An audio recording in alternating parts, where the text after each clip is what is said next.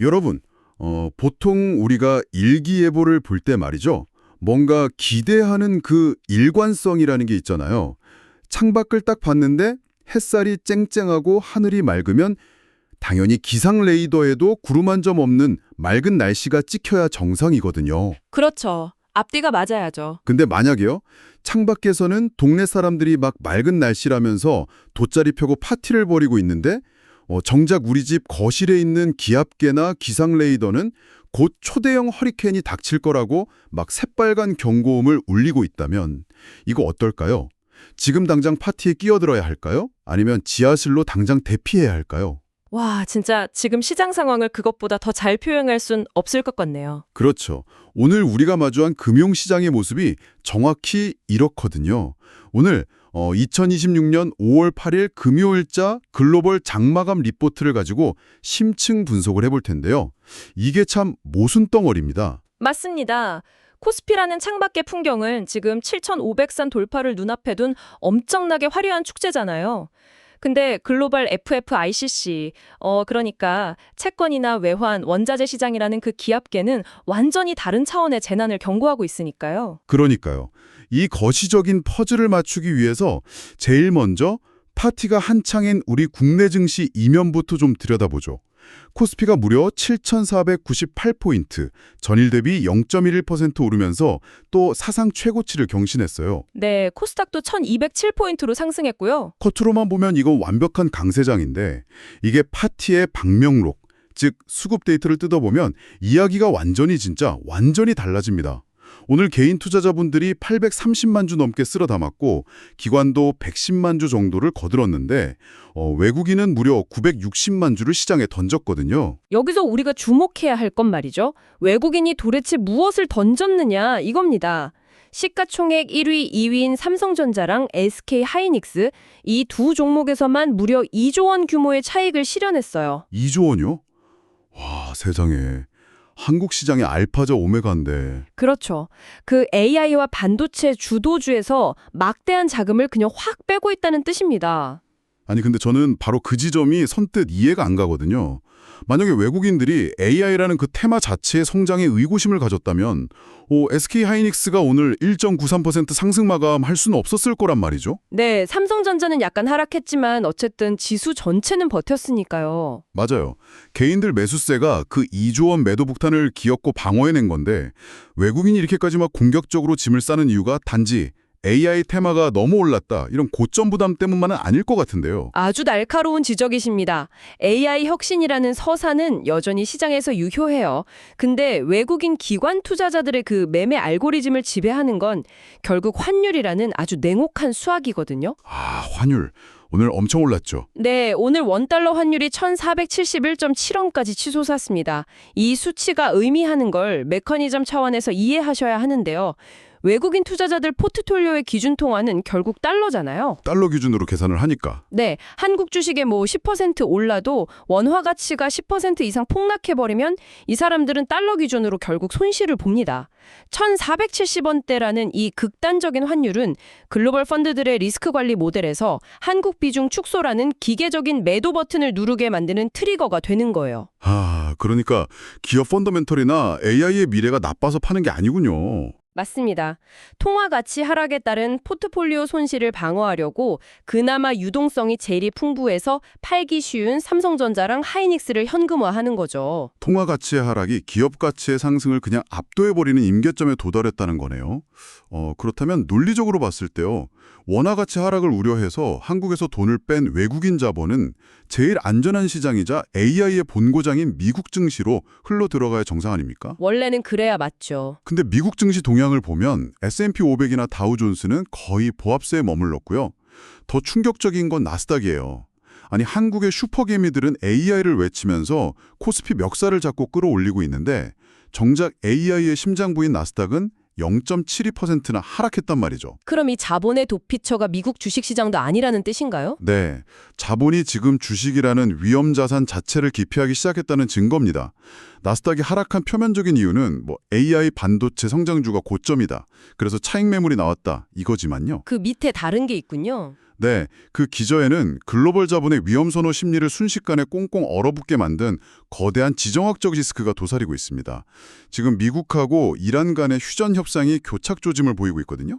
게다가 세계 원유 물동량의 대동맥이죠. 호르무즈 해협에서 교전이 재개됐습니다. 호르무즈 해협이요? 거긴 전 세계 석유의 거의 20%가 지나가는 핵심 길목이잖아요. 바로 그겁니다. 이건 기업 실적이나 밸류에이션 같은 재무적 지표들이 아예 무의미해지는 말 그대로 물리적인 공급망 차단 위기네요. 그러니까 다우존스가 장중 0.6% 하락하는 변동성을 보였고 아시아 증시에서도 일본 니케이 지수가 1% 넘게 하락한 겁니다. 주식시장이라는 게 본질적으로 미래의 성장을 당겨와서 현재 가격에 반영하는 곳이잖아요. 그렇죠. 미래 기대감으로 먹고 사는 곳인데. 근데 전쟁이라는 아주 극단적인 불확실성이 덮쳐버리면 그 성장이라는 미래 가치 자체를 아예 계상할 수가 없게 됩니다. 그래서 기관들이 묻지도 따지지도 않고 주식시장에서 자금을 빼내기 시작한 거죠. 와, 듣고 보니까 이거 마치 그 타이타닉호 갑판위에서 의자 뺏기 게임을 하는 것 같네요. 개인 투자자들은 AI라는 제일 화려한 의자를 차지하려고 막 경쟁하고 있는데 정작 눈치 빠른 거대 자본들은 조용히 뒷문으로 빠져나가서 구명보트를 선점하고 있는 형국이네요. 정확한 비유입니다. 그 구명보트가 구체적으로 어떤 모습인지 리포트에 나온 FICC 시장 데이터를 보면 아주 명확하게 드러나더라고요. 일단 원자재, WTI 원유가 95.65달러로 2달러 넘게 급등했습니다. 호르무즈 교전이 유가에 즉각적으로 반영된 거죠. 네, 즉각적으로 프라이싱이 됐죠. 근데 더 놀라운 건 이 피난처 자산들의 움직임입니다. 전통적 안전자산의 대왕격인 금값이 무려 10만 3천 달러를 기록했어요. 오늘 국내 시세로 순금 한 돈, 그러니까 3.75g당 82만 원을 돌파했거든요. 금값 무섭게 오르죠. 근데 심지어 비트코인마저 ETF 순유입에 힘입어서 1240달러나 급등하면서 금이랑 똑같이 10만 3천 달러를 기록했습니다. 여기서 아주 흥미로운 모순이 하나 생깁니다. 역사적으로 비트코인은 나스닥 기술주들이랑 비슷하게 움직이는 위험자산의 끝판왕 아니었습니까? 맞습니다. 동조화 현상이 강했죠. 근데 오늘은 나스닥이 하락하는데 비트코인은 금이랑 같이 폭등을 했어요. 이 디커플링, 그러니까 탈동조화 현상을 저희가 어떻게 해석해야 합니까? 방금 말씀하신 그 디커플링이요. 오늘 장마감 리포트에서 가장 중요한 구조적 변화를 보여주는 대목입니다. 과거의 비트코인은 시장에 돈이 넘칠 때 나스닥 뺨치게 오르고 위기가 오면 제일 먼저 폭락하는 완벽한 투기 자산이었잖아요. 그렇죠. 롤러코스터였죠. 하지만 비트코인 현물 ETF가 승인되고 막대한 기관 자금이 들어오면서 자산의 성격 자체가 변하기 시작한 겁니다. 글로벌 자본주의 시스템이 막 전쟁이나 인플레이션으로 흔들릴 때 특정 국가의 통화 정책에 얽매이지 않는 초국가적 가치 저장 수단으로서의 지위를 지금 테스트받고 있는 거예요. 초국가적 가치 저장 수단. 네, 전통적인 기관들은 여전히 만질 수 있는 실물인 금을 사들이지만요. 동시에 이 새로운 세대의 기관 자금은 지정학적 위기를 방어할 디지털 구명보트로 비트코인을 선택하고 있다는 뜻입니다. 그러니까 유가는 오르고 금은 폭등하고 비트코인은 새로운 안전자산으로 재평가받고 있다. 결국 시장 전체가 지독한 위험 회피, 리스크 오프 상태에 빠져 있다는 건데 이걸 들으니까 코스피의 나홀로 강세가 얼마나 위태로운 모래성인지 확실감이 납니다. 네, 아슬아슬하죠. 지금 시장은 지정학적 지뢰하고 기술주 고점 부담이라는 두 개의 절벽 사이에서 막 외줄타기를 하고 있는 거네요. 이런 상황에서는 진짜 아주 작은 바람만 불어도 추락할 수밖에 없는데 당장 오늘 밤부터 그 바람의 방향을 결정할 굵직한 경제 지표들이 쏟아진다고 들었습니다. 네, 이 지표들이야말로 다음 주 글로벌 시장의 생사를 가를 나침반이 될 겁니다.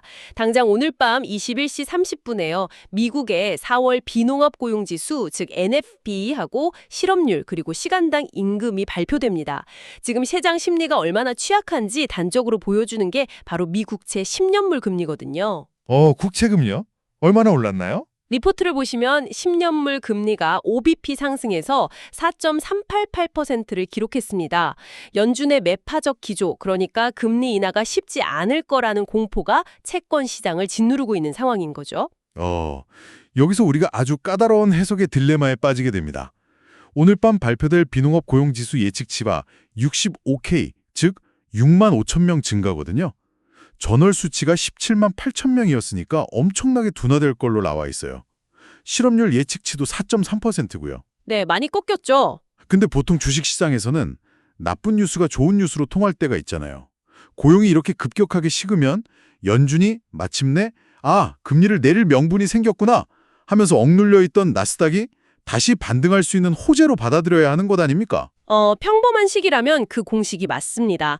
고용 둔화는 연준의 긴축 완화 기대로 이어지니까요. 하지만 지금 우리가 서 있는 경제 사이클의 위치를 생각하셔야 합니다. 위치요? 네, 65K라는 고용 수치나 4.3%의 실업률은요, 단순한 경제 둔화를 넘어서 본격적인 경기 침체, 즉 리세션의 초입으로 해석될 수 있는 아주 위험한 경계선에 있습니다. 고용이 그냥 적당히 식으면 골디락스나 연착륙이라고 좋게 포장할 수 있어요. 그렇죠. 시작이 딱 좋아하는 시나리오. 근데 만약 지표가 예측치보다 더 처참하게 깨져서 나온다면 시장은 야, 이제 금리 인하한다 하고 기뻐하는 게 아니라요. 기업 실적 붕괴의 공포를 훨씬 더 크게 느끼면서 경착륙의 발작을 일으킬 수 있습니다. 금리를 내려서 기쁜 게 아니라 아니 도대체 경제가 얼마나 망가졌길래 연준이 허겁지겁 금리를 내리냐 하면서 시장이 패닉에 빠질 수 있다는 거군요. 바로 그겁니다. 더구나 같이 발표되는 시간당 임금 상승률 예측치가 전월 대비 0.3% 상승이에요. 고용원 박살나고 있는데 임금은 오르고 있다. 이건 경제 성장률은 떨어지는데 물가는 오르는 최악의 시나리오, 스태그플레이션 그림자마저 막 아른거리네요. 네, 바로 그 점이 연준을 옴짝달싹 못하게 만드는 핵심 딜레마입니다. 오늘 밤 지표 발표 이후에 채권 금리가 위아래로 어떻게 요동치는지, 나스닥에서 차익 실현 매물이 얼마나 쏟아져 나오는지가 1차 관문이 될 겁니다. 근데 문제는 이건 시작에 불과하다는 거죠. 다음 주 일정표를 보면 말 그대로 지뢰밭이 따로 없습니다. 1차 관문을 통과해도 화요일인 12일에 끝판왕이 기다리고 있죠. 미국의 4월 CPI, 즉 소비자 물가지수가 발표됩니다. 전월 대비 무려 0.6% 상승이 예측되고 있어요. 0.6%면 상당히 높은 수치죠. 근데 이 0.6%라는 숫자가 앞서 우리가 논의했던 맥락이랑 아주 깊게 연결되어 있더라고요. 중동 지정학적 리스크로 유가가 $95를 돌파했다고 하셨잖아요. 유가가 이렇게 치솟으면 항공, 운송, 제조, 모든 밸류체인 비용이 다 올라가고 이게 고스란히 소비자 물가 지수를 밀어 올리게 되니까요. 맞습니다. 그러니까 호르무즈 해협의 총성이 결국 미국의 인플레이션을 찌르고 그게 다시 연준의 금리 인하를 가로막는 무서운 연쇄 반응의 고리인 거네요. 완벽하게 짚어내셨습니다. CPI 발표 직후인 13일 수요일에는요. 한국의 실업률하고 인플레이션의 선행 지표 역할을 하는 미국의 PPI, 생산자 물가 지수가 발표됩니다. 쉴 틈이 없네요. 네, 끝이 아닙니다. 14일 목요일에는 미국 경제의 실물 소비 여력을 보여주는 소매 판매 지표까지 떡하니 대기하고 있어요. 만약 CPI가 높게 나와서 인플레이션 공포를 팍 자극했는데 소비를 보여주는 소매 판매마저 꺾인 걸로 나온다. 그럼 스태그플레이션 우려는 걷잡을 수 없이 커질 겁니다. 진짜 하루하루가 내 포트폴리오의 생사를 가르는 결승전 같은 느낌입니다. 이 거대한 지뢰밭을 건너가야 하는 청취자 여러분을 위해서 리포트의 핵심 관전 포인트에서는 어떤 대응 전략을 제시하고 있습니까? 폭풍이 온다는 건 알겠는데 그럼 우리는 당장 어떻게 해야 합니까? 리포트가 제시하는 행동 지침은 꽤 명확합니다. 첫째, 맹목적인 상승장에 대한 기대감을 당장 접고 변동성에 대비하라는 겁니다. 미국 고용이랑 물가지표 발표를 앞두고 나스닥 변동성이 극대화될 거고요. 이건 이미 1,471원을 돌파한 환율 상승과 맞물려서 국내 증시에서 외국인이 추가로 이탈하게 부추길 수 있어요. 주식만 들고 있으면 안 되겠네요. 네, 주식 같은 위험 자산에 내 포트폴리오의 100%를 노출하는 건 지금으로선 매우 무모한 전략입니다. 그래서 둘째, 대체 자산을 통한 실질적인 해지, 즉 위험 분산 전략을 구축해야 합니다. 다 팔고 현금만 들고 있는 건 어떤가요? 그것도 인플레이션 시대에는 완벽한 정답이 될 수 없죠. 물가가 오르면 현금 가치는 떨어지니까요. 유가 급등이랑 물가 상승 압력 속에서 내 실질 구매력을 방어해 줄 수 있는 금, 달러, 아니면 아까 말씀드린 ETF, 유입으로 구조적 변화를 맞이한 비트코인 같은 자산들로 포트폴리오의 안전판을 다각화해야만 이 폭풍 속에서 자산을 지켜낼 수 있습니다. 결국 그냥 무지성으로 시장의 파티에 휩쓸려 놀지 말고 글로벌 자본이 움직이는 이 거대한 체스판을 읽어야 한다는 뜻이네요. 자, 오늘 저희가 살펴본 핵심 인사이트를 한번 정리해 보겠습니다. 네, 좋습니다. 첫째, 코스피 7,500선 돌파라는 화려한 파티의 이면에는 1,470원대 환율의 공포를 이기지 못하고 무려 2조 원대 물량을 던지며 탈출하는 외국인들의 차가운 이탈이 있었다.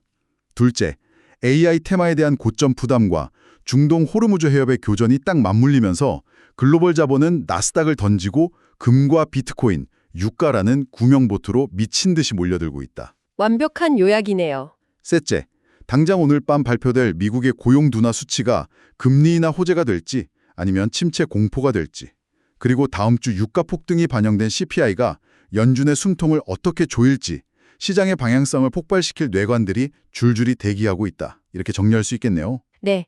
오늘 여러분이 수많은 정보의 홍수 속에서 꼭 기억하셨으면 하는 게 있습니다.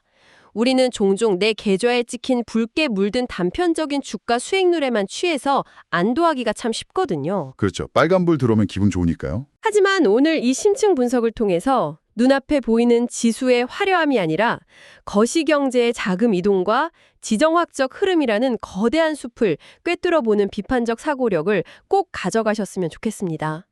환율의 그 미세한 변동이 어떻게 외국인 포트폴리오 알고리즘을 자극하는지, 저 멀리 중동의 총성이 어떻게 내 계좌에 AI 주식을 끌어내리는지, 이걸 연결하실 수 있어야만 진정한 투자의 통찰이 완성됩니다. 아, 정말 뼈 때리는 조언이네요. 오늘 우리가 해부해본 리포트는 우리에게 아주 기묘하고도 철학적인, 하지만 계좌에 명운이 걸린 무거운 질문을 던지고 있습니다. 현재 주식시장은 AI가 모든 것을 해결해 줄 거라는 눈부신 미래의 낙관을 가격에 반영하면서 끝없이 오르고 있습니다. 네. 하지만 동시에 채권과 원자재 시장의 자산들은 전쟁의 확전과 스태그플레이션의 공포라는 지극히 어둡고 파괴적인 현실을 반영하면서 폭등하고 있죠. 미래에 대한 극단적인 낙관, 그리고 현실에 대한 극단적인 공포. 시장은 결국 이 두 가지 모순된 현실 중에서 하나만을 선택하게 될 것입니다. 과연 어느 쪽일까요? 청취자 여러분, 여러분의 포트폴리오는 지금 어느 현실에 베팅하고 계십니까? 오늘의 집중 탐구는 여기까지입니다. 다음 시간에도 여러분의 통찰력을 확 넓혀줄 날카로운 자료와 함께 돌아오겠습니다. 함께해 주신 여러분 감사합니다.